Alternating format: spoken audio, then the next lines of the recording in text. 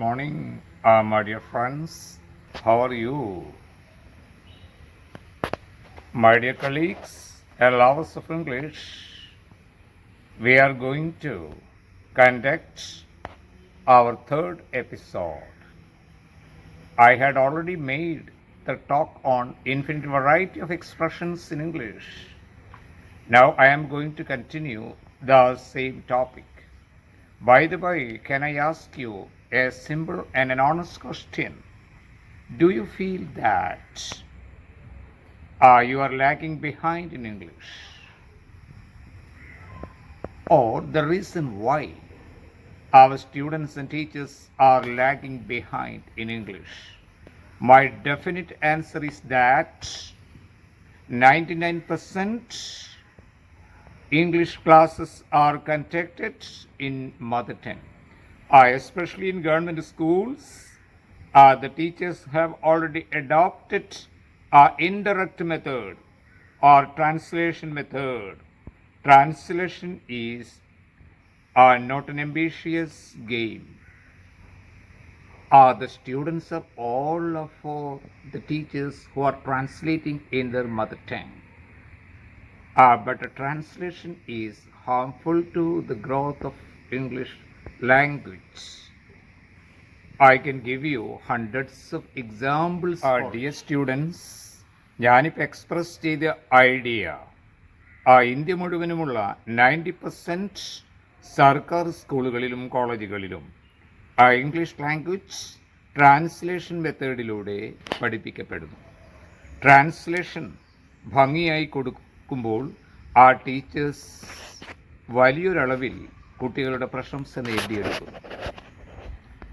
സ്റ്റുഡൻസിൻ്റെ ഒരു false impression ഞങ്ങൾക്ക് കഥാഭാഗം അല്ലെങ്കിൽ ഗിവൺ എക്സ്ട്രാക്ട് പ്രിസ്ക്രൈബ്ഡ് ടെക്സ്റ്റിൻ്റെ കംപ്ലീറ്റ് ട്രാൻസ്ലേഷൻ ഹിന്ദിയിലോ തമിഴിലോ മലയാളത്തിലോ കിട്ടിയാൽ ഞങ്ങൾ ഇംഗ്ലീഷ് ലാംഗ്വേജ് പഠിച്ചു എന്നാണ്. നിങ്ങൾക്കതിൻ്റെ കോണ്ടൻറ്റ് കിട്ടുന്നു. അതുകൊണ്ട് എന്താ കാര്യം? അങ്ങനെയാണെങ്കിൽ പ്രിസ്ക്രൈബ്ഡ് ഇംഗ്ലീഷ് ടെക്സ്റ്റ് ബുക്കിൻ്റെ തെലുഗുവിലും മലയാളത്തിലും ഹിന്ദിയിലുമുള്ള വെർഷൻ ടെക്സ്റ്റ് ബുക്കിൻ്റെ കൂടെ പ്രൊവൈഡ് ചെയ്താൽ പോരെ. Coming back to the point, English language യൂറോപ്പിൻ്റെ മണ്ണിൽ തഴച്ചു വളരുന്ന ഒരു ചെടിയാണെന്ന് സങ്കല്പിക്കുക. അതിൻ്റെ വേരുകളും ശാഖകളും പടർന്ന് പന്തലിച്ചിരിക്കുന്നത് യൂറോപ്യൻ സംസ്കാരത്തിലാണ്. യൂറോപ്യൻ സംസ്കാരത്തിൻ്റെ മണ്ണിൽ വേരൂന്നിയ ഒരു സാംസ്കാരിക സ്ഥാപനമാണ് ഇംഗ്ലീഷ്. യൂറോപ്പിലെ ഒരു സാംസ്കാരിക സൗധമാണ് ഫ്രഞ്ച്. യൂറോപ്പിലെ മറ്റൊരു സാംസ്കാരിക സൗധമാണ് ജർമ്മൻ. ഈ ഭാഷകൾക്കൊക്കെ മലയാളത്തിലേക്ക് കൊണ്ടുവന്ന ഇംഗ്ലീഷ് ക്ലാസ് മുറികൾ മലയാളവൽക്കരിക്കുമ്പോൾ കുട്ടികൾക്ക് നഷ്ടപ്പെടുന്നത് എന്തോ അതാണ് ഇംഗ്ലീഷ് ലാംഗ്വേജ്. ഇംഗ്ലീഷിൻ്റെ മാത്രം അവസ്ഥയല്ല ഇത്. ഈ അറബിക് അധ്യാപകൻ കംപ്ലീറ്റ് അറബിയിലൂടെ ട്രാൻസ്ലേറ്റ് ചെയ്ത് കൊടുക്കുമ്പോഴും അറബിക് ഭാഷയും അതിൻ്റെ ശൈലിയും കംപ്ലീറ്റ് യൂറോപ്യൻ സ്റ്റൈലും ഇന്ത്യൻ സ്റ്റൈലും തമ്മിൽ യോജിക്കില്ല. യൂറോപ്യൻ ലൈഫിൽ നിന്നാണ് യൂറോപ്യൻ ലാംഗ്വേജസ് ഉണ്ടാകുന്നത്. ഇന്ത്യൻ ലൈഫാണ് ഇന്ത്യൻ ലാംഗ്വേജസിൽ റിഫ്ലക്റ്റ് ചെയ്യുന്നത്. ഞാൻ ചോദിക്കാം, കാക്കനാടൻ്റെ ഒരു കഥയുടെ പേര് അശ്വത്ഥമാവിൻ്റെ ചിരി എന്നാണ്. സായിവ് പുസ്തകം കയ്യിലെടുക്കുന്നു, ലാഫർ ഓഫ് അശ്വത്ഥമ എന്ന് പറഞ്ഞാൽ സായിവ് ചോദിക്കും, ഹു ഇസ് ദിസ് അശ്വത്ഥമ? അപ്പോൾ അശ്വത്ഥമാവ് ഇന്ത്യൻ കൾച്ചറിൻ്റെ ജീവവായുവാണ്, ഇന്ത്യൻ കൾച്ചറിൻ്റെ ഭാഗമാണ്, അതൊരു സംസ്കാരത്തിൻ്റെ ചിഹ്നമാണ്. അത് കൊണ്ടുവന്ന് ഇംഗ്ലീഷിലേക്ക് മാറ്റിയാൽ സാഹിബ് ക്ലാസ് മുറിയിൽ അത് പഠിപ്പിക്കാൻ ഇന്ത്യൻ കൾച്ചറും അശ്വത്ഥമാവിൻ്റെ ചരിത്രവും പഠിക്കേണ്ടി വരും. ദി ഓട്ടം ഓഫ് ദ പാട്രിയാർക്ക്, കുലാധിപതിയുടെ പതനം, ഗാർസിയ മാർക്കേസിൻ്റെ വിശ്വവിഖ്യാതമായ പുസ്തകമാണ്. ഈ കുലാധിപതിയാണോ, അദ്ദേഹം ഓട്ടോക്രാറ്റാണോ, അദ്ദേഹം രാജാവാണോ, അദ്ദേഹത്തിൻ്റെ ചെയ്തികൾ എന്തെല്ലാമാണ്? സ്പാനിഷ് ഭാഷയിൽ എഴുതിയ ഓട്ടം ഓഫ് ദ പാട്രിയാർക്ക് മലയാളത്തിലേക്ക് ട്രാൻസ്ലേറ്റ് ചെയ്യുമ്പോൾ അതിൻ്റെ ഒരു എക്സ്ട്രാക്ട് മലയാളത്തിലേക്ക് ട്രാൻസ്ലേറ്റ് ചെയ്യുമ്പോൾ അതിന് ഷോർട്ട് കമ്മിങ്സ് ഉണ്ട്, പരിമിതികളുണ്ട്. ക്ലാസ് മുറികളിൽ കുട്ടികൾ ലാംഗ്വേജ് ഇംബൈബ് ചെയ്യാൻ ലാംഗ്വേജിൻ്റെ ഒരു അറ്റ്മോസ്ഫിയർ എപ്പോഴും ആവശ്യമാണ്. കേരളത്തിൽ നിന്ന് ഇംഗ്ലീഷ് ലാംഗ്വേജ് ആ ഒരു ബാലിക മലയാണെന്ന് വിശ്വസിക്കുന്ന ഒരു കുട്ടി ഇംഗ്ലീഷിൻ്റെ ഒരു അന്തരീക്ഷത്തിലേക്ക് ട്രാപ്ഡ് ആകുമ്പോൾ വളരെ വേഗം ആ ലാംഗ്വേജ് പിടിച്ചെടുക്കുന്നു. കാരണം എപ്പോഴും ഒരു ലാംഗ്വേജ് സംസാരിക്കുന്ന അന്തരീക്ഷത്തിലേക്ക് നമ്മൾ എത്തിപ്പെട്ടാൽ it is quite easy for us to learn the language. Back to the point. എന്താണ് ട്രാൻസ്ലേഷൻ മെത്തേഡിൻ്റെ ഷോർട്ട് കമ്മിങ്സ് എന്നൊക്കെ ചോദിക്കുന്നവരുണ്ട്. കാരണം ഇന്ത്യൻ ഭാഷകൾക്ക് സമാനമായ സ്റ്റൈലാണുള്ളത്. ആ യൂറോപ്യൻ ഭാഷകൾക്കെല്ലാം സമാനമായ അവരുടെ സ്റ്റൈലാണുള്ളത്. അവരുടെ ഭാഷകൾ കിളിർക്കുന്നതും പോക്കുന്നതും തളിർക്കുന്നതും അവരുടെ സംസ്കാരത്തിൻ്റെ തണലിലാണ്. ഇന്ത്യൻ ലാംഗ്വേജസ് എല്ലാം പോക്കുന്നതും തളിർക്കുന്നതും ആ ഇന്ത്യൻ സംസ്കാരത്തിൻ്റെ ഭാഗമായിട്ടാണ്. ഇനി ഞാൻ ഉറങ്ങട്ടെ എന്ന് പി കെ ബാലകൃഷ്ണൻ ഉറങ്ങുമ്പോൾ കർണനെക്കുറിച്ച് ഏറെക്കുറെ മലയാളികൾക്കും ഇന്ത്യക്കാർക്കും ധാരണയുണ്ട്. കർണൻ എന്ന നമ്മുടെ സംസ്കാരത്തിൻ്റെ ഒരു ചിഹ്നം യൂറോപ്യൻസിന് പഠിച്ചെടുക്കേണ്ടി വരും. ഇതേപോലെ ബിബ്ലിക്കലായ സ്റ്റൈലാണ് ഇംഗ്ലീഷിനുള്ളത്. ബൈബിളിൽ നിന്ന് നൂറുകണക്കിന് ഫ്രേസസും യൂസേജസും ഇംഗ്ലീഷിലേക്ക് വന്നു ചേരുന്നു. അപ്പോൾ യൂറോപ്യൻ സംസ്കാരത്തിൻ്റെ തണലിൽ തഴച്ചു വളരുന്ന ഈ ഒരു ചെടിയെ ഇന്ത്യൻ മണ്ണിലേക്ക് ഇറക്കിക്കൊണ്ടുവരുമ്പോൾ നമ്മളതിൻ്റെ ജീവസത്ത അല്ലെങ്കിൽ അതിൻ്റെ ന്യൂക്ലിയസ് കണ്ടെത്തണമെങ്കിൽ അതിന് ട്രാൻസ്ലേഷൻ മെത്തേഡ് പോരാ. അപ്പോൾ നിങ്ങൾക്കൊരു ചോദ്യം ചോദിക്കാം, ഞാൻ ട്രാൻസ്ലേഷൻ മെത്തേഡിനെ എതിർക്കുന്നു, then why do I use Malayalam? I will be forced to use Malayalam for the time being. After a few classes, I can switch over my conversation in English. ഞാനൊരു example പറയാം. നിങ്ങളുടെ വാച്ചിൽ സമയം എത്രയായി എന്നുള്ളതിന് ഹിന്ദിയിൽ ആപ്ക ഗഡി may സമയ് കിത്തന ഹെ എന്ന് ചോദിച്ചാൽ direct Malayalam ട്രാൻസ്ലേഷനാണ്, അതിൽ തെറ്റില്ല. അതേ കാര്യം ഇംഗ്ലീഷിലേക്ക് കൊണ്ടുപോകാം. What is the time in your watch എന്ന് പറയുമ്പോൾ അത് ഗ്രാമാറ്റിക്കലി കറക്റ്റ് ആണെങ്കിലും ഇംഗ്ലീഷിൻ്റെ സ്റ്റൈൽ അതല്ല. അതിൻ്റെ correct usage what is the time by your watch എന്നാണ്. ഇൻസ്റ്റൻസ് എന്ന് നിങ്ങൾക്ക് വ്യക്തമാണല്ലോ. ഡയറക്റ്റായിട്ട് ട്രാൻസ്ലേറ്റ് ചെയ്യുമ്പോൾ അത് ഇംഗ്ലീഷിൻ്റെ സ്റ്റൈലുമായിട്ട് യോജിക്കുന്നില്ലെങ്കിൽ അത് തെറ്റായിരിക്കും. It goes against the current style of English. അധ്യാപകൻ ഇങ്ങനെ അറ്റൻഡൻസ് രജിസ്റ്റർ ക്ലാസ്സിൽ എടുത്തുകൊണ്ടിരിക്കുമ്പോൾ ഇങ്ങനെ പറയുന്നു എന്ന് കരുതുക, ഇന്ന് രമേശ് ക്ലാസ്സിൽ ആബ്സെൻ്റ് ആണല്ലോ, Ramesh is absent in the class. മറ്റൊരു കുട്ടി കേൾക്കുന്നു, സാറേ ആബ്സെൻ്റ് ഇന്നാണോ പറയുക? അതേ മലയാളത്തിൽ ആലോചിക്കുമ്പോൾ ശരിയാണ്, ആബ്സെൻ്റ് ഇൻ ദ ക്ലാസ്. പക്ഷേ ഇംഗ്ലീഷിൻ്റെ സ്റ്റൈൽ അനുസരിച്ച് ആബ്സെൻ്റ് ഫ്രം ദി ക്ലാസ് എന്ന വേർഡിൻ്റെ കൂടെ വരുന്ന കോമ്പിനേഷൻ ഫ്രം ആണ്. Ramesh is absent from the class, Zahira is absent from the class. Who is absent from the class? Mohammad Bashir is absent from the class. സാധാരണഗതിയിൽ classroom conversation at least ഒരു 50% ഇംഗ്ലീഷിലാകുമ്പോൾ ഓട്ടോമാറ്റിക്കായിട്ട് ഇത് കുട്ടികളുടെ മൈൻഡിലേക്ക് വന്നു ചേരും.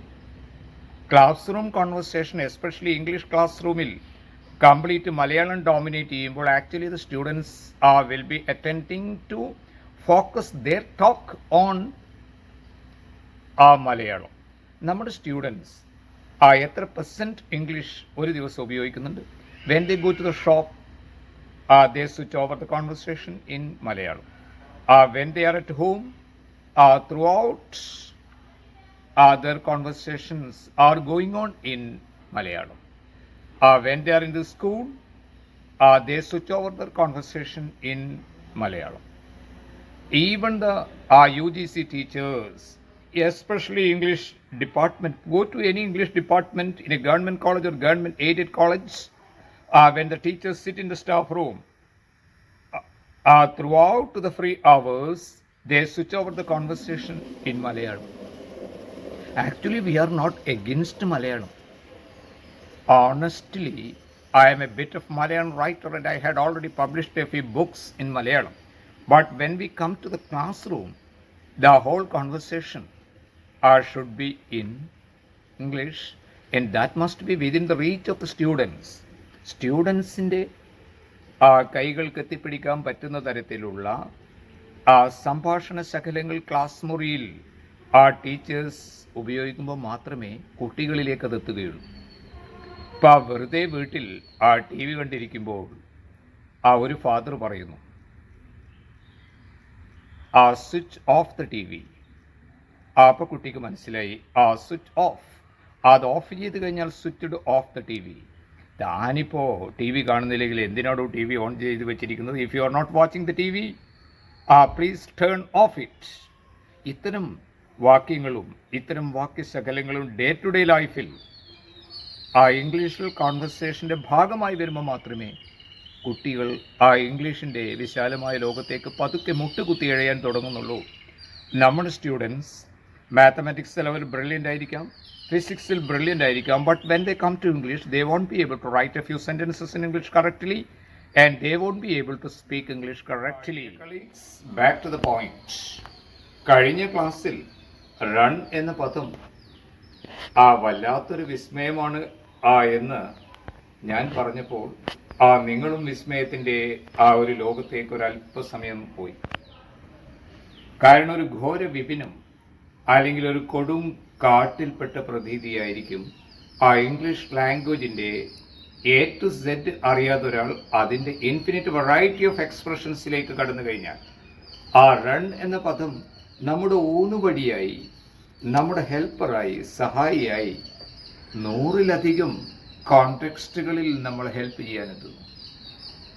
ഒരു കവിതയിലൂടെ ഊറി നിൽക്കുന്ന വിഷാദം എന്ന് സായിബ് പറയുന്നത് the melancholy runs through the poem എന്നാണ്.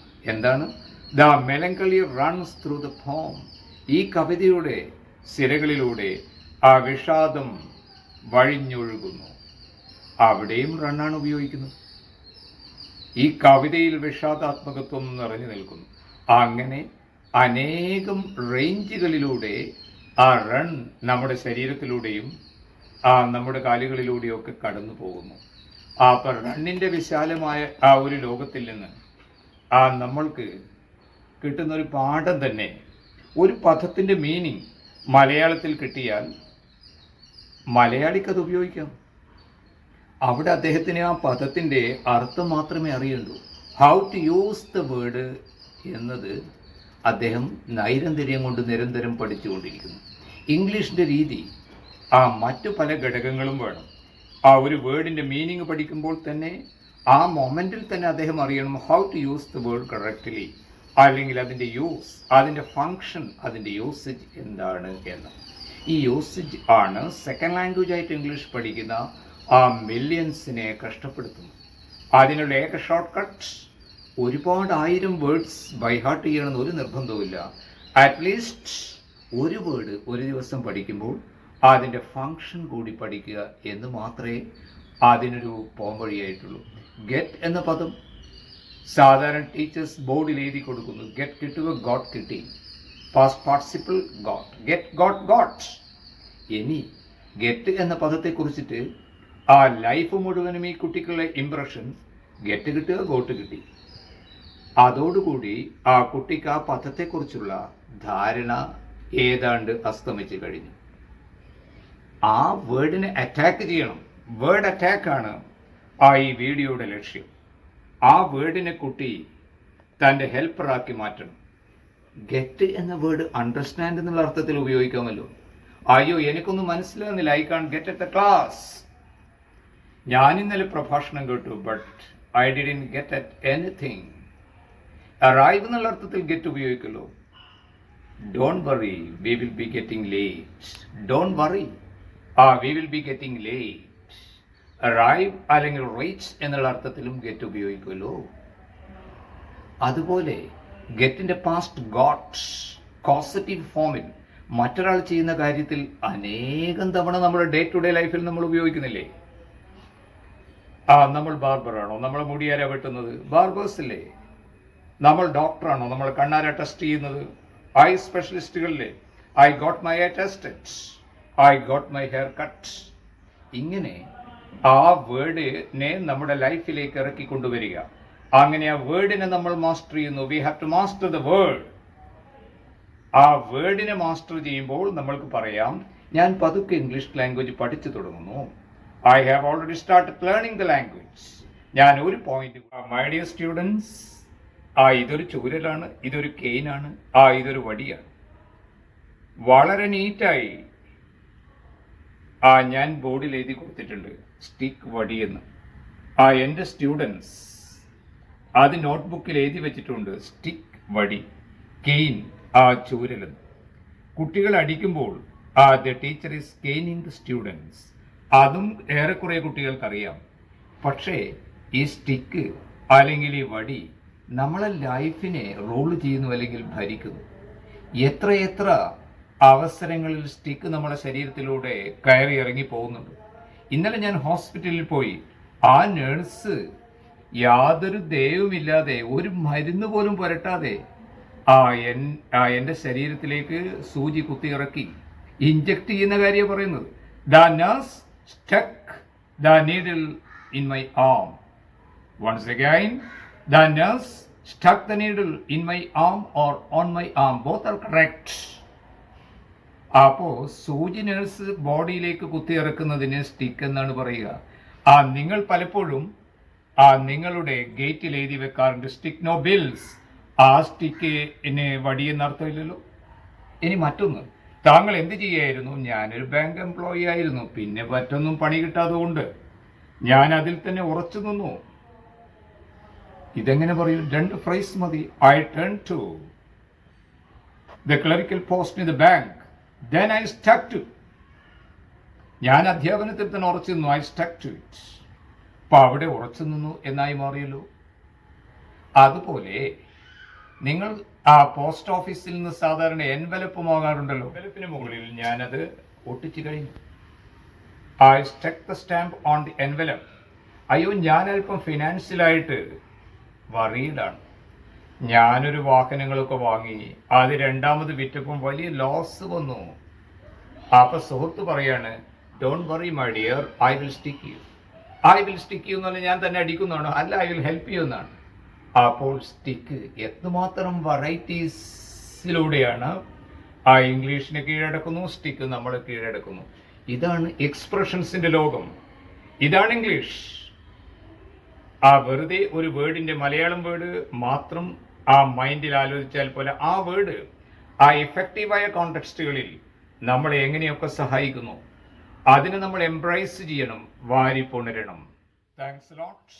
V will meet again and I will give you the next lecture on current English usage. Once again, thank you. Please view my channel and subscribe it.